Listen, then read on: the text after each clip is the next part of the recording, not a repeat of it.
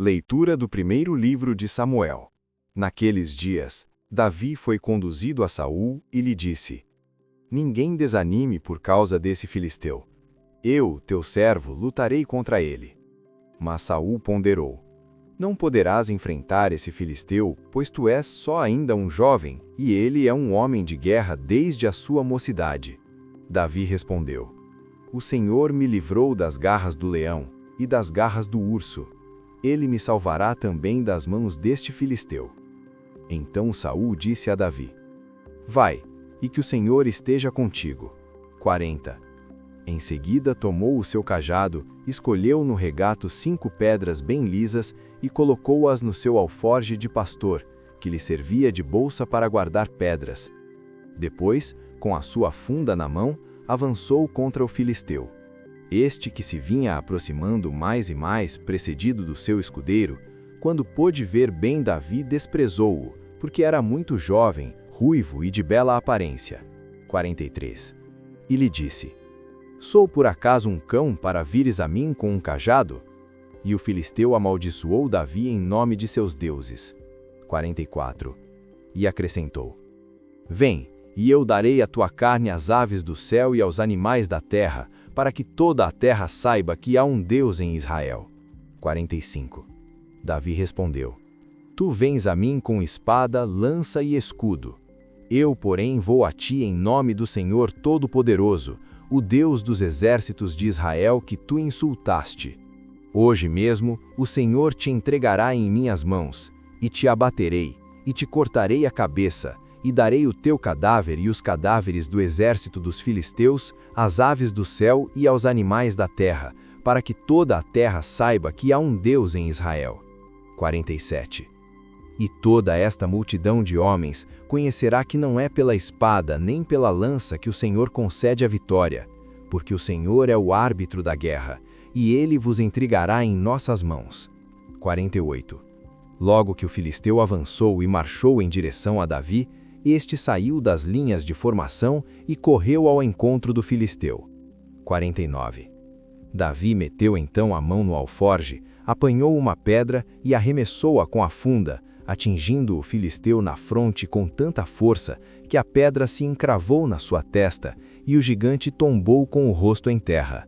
50. E assim, Davi venceu o filisteu, ferindo-o de morte com uma funda e uma pedra. E como não tinha espada na mão, correu para o filisteu, chegou junto dele, arrancou-lhe a espada da bainha e acabou de matá-lo, cortando-lhe a cabeça. Vendo morto o seu guerreiro mais valente, os filisteus fugiram. Palavra do Senhor. Graças a Deus. Proclamação do Evangelho de Jesus Cristo segundo Marcos. Glória a vós, Senhor. Naquele tempo, Jesus entrou de novo na sinagoga. Havia ali um homem com a mão seca. 2. Alguns o observavam para ver se haveria de curar em dia de sábado, para poderem acusá-lo. 3. Jesus disse ao homem da mão seca: Levanta-te e fica aqui no meio. 4. E perguntou-lhes: É permitido no sábado fazer o bem ou fazer o mal? Salvar uma vida ou deixá-la morrer? Mas eles nada disseram. 5. Jesus então olhou ao seu redor, cheio de ira e tristeza, porque eram duros de coração, e disse ao homem: Estenda a mão. Ele a estendeu, e a mão ficou curada. 6. Ao saírem, os fariseus com os partidários de Herodes imediatamente tramaram contra Jesus a maneira como haveriam de matá-lo. Palavra da salvação. Glória a vós, Senhor.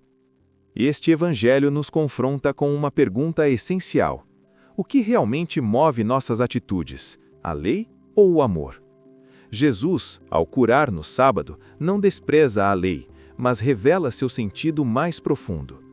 O sábado foi instituído como dom de Deus para o ser humano, não como instrumento de opressão. Quando a religião perde a capacidade de enxergar o sofrimento do outro, ela se torna vazia e dura.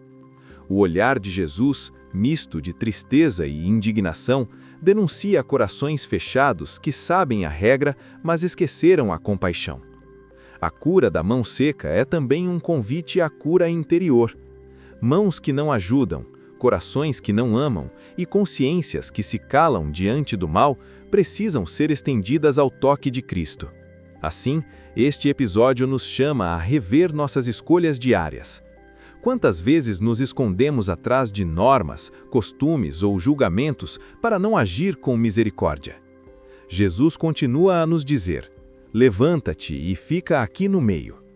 Ele nos chama para uma fé viva, que cura, acolhe e transforma, mesmo quando isso incomoda.